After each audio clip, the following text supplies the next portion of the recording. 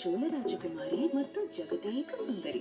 ಎಷ್ಟೊಂದು ಲಕ್ಷಣವಾದ ಮುಖ ಅಲ್ವಾ? ಲಕ್ಷಣವಾದ ಮುಖ ಅಂದ್ರೆ ಮುಖ ಯಾವಾಗ್ಲೂ ಗ್ಲೋ ಆಗ್ತಾ ಇರುವ ಲಕ್ಷಣವಾದ ಮುಖ. ಪೇಸ್ ನಲ್ಲಿದೆ 98% ಪ್ಯೂರಿಟಿ ಫ್ರೀ. ಇದು ತ್ವಚೆಯನ್ನು ಹೈಡ್ರೇಟ್ ಮಾಡುತ್ತದೆ, ಅದರಿಂದ ನಿಮ್ಮ ಲಕ್ಷಣವಾದ ಮುಖ ಆಗಿರುತ್ತದೆ ಸದಾ ಗ್ಲೋಯಿಂಗ್.